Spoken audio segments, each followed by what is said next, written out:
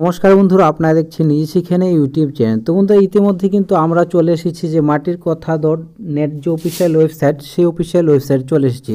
তো এখানে বন্ধুরা আপনারা দেখতে পাচ্ছেন একটি ব্যানার কিন্তু প্রকাশিত করে দেওয়া হয়েছে।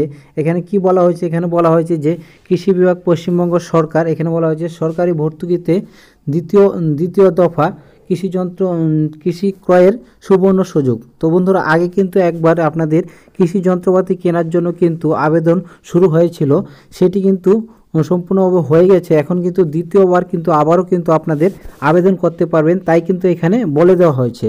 তো কী করে আবেদন করবেন, কি কি প্রসেস আছে এবং কি কি নিয়ম মানতে হবে, এ টু জেড বন্ধুরা আজকে আমরা দেখে নিচ্ছি। তো দেখুন বন্ধুরা, এখানে বলা হচ্ছে FSSM ও OTASFI প্রকল্পের অধীনে মাটির কথাদের দ্বিতীয় দফায় আবেদন 5/1/2024 অর্থাৎ আজকে হলো 3 তারিখ, 5 তারিখ থেকে কিন্তু এখানে আবেদনটি শুরু হবে এবং চলবে কিন্তু বন্ধুরা আপনারা দেখতে পাচ্ছেন 21/1/2024 পর্যন্ত কিন্তু আপনারা জমা দিতে পারবেন অনলাইনের মাধ্যমে। অনলাইনে জমা করতে পারবেন।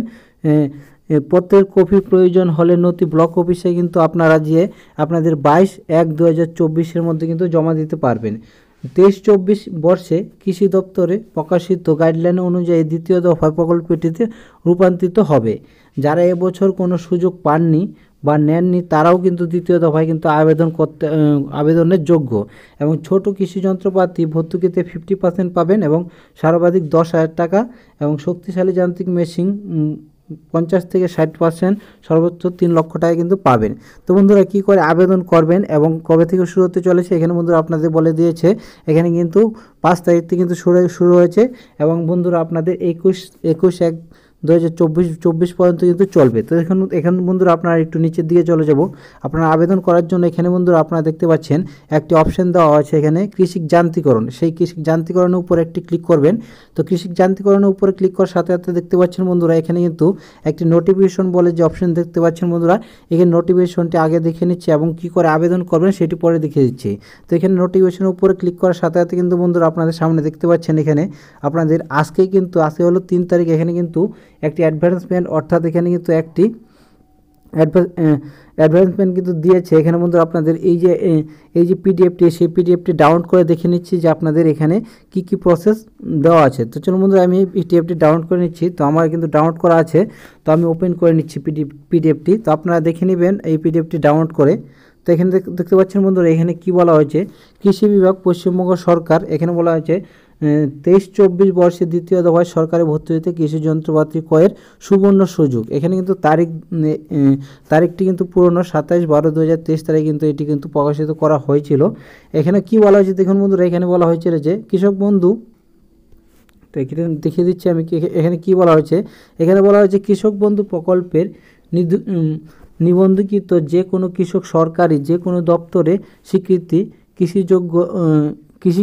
কৃষক গোষ্ঠী, কৃষক উৎপাদন সংস্থা, কৃষি সময় বা সংস্থা মাটির কথা ওয়েবসাইট থেকে আগামী 5/1/2024 সকাল 11টা থেকে 21/1/2024 পর্যন্ত কেবলমাত্র FSSM ও OTASFI প্রকল্পের সরকারি ভর্তুকিতে কৃষি যন্ত্রপাতির 2023-24 বর্ষে কিন্তু দ্বিতীয় দফায় আবেদন করতে পারবেন। অনলাইনে আপনাদের পূরণ করা আবেদন ছাপানো প্রতিলিপি সমস্ত প্রাসঙ্গিক নথি নিজের ব্লক অফিসে কৃষিকরণে এডি অফিসে 22/1/2024 বিকাল 5টা পর্যন্ত কিন্তু এখানে আপনারা জমা দিতে পারবেন। FSSM প্রকল্পে পাওয়ার টিলার এবং সোলার পাম্প নিতে আগ্রহী কৃষকদের কমপক্ষে এখানে বন্ধুরা দেখতে পাচ্ছেন 1 একরের জমি কিন্তু আপনাদের থাকতে হবে।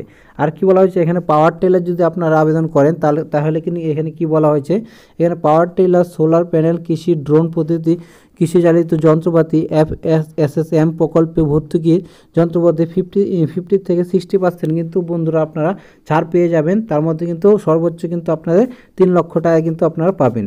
স্প্রে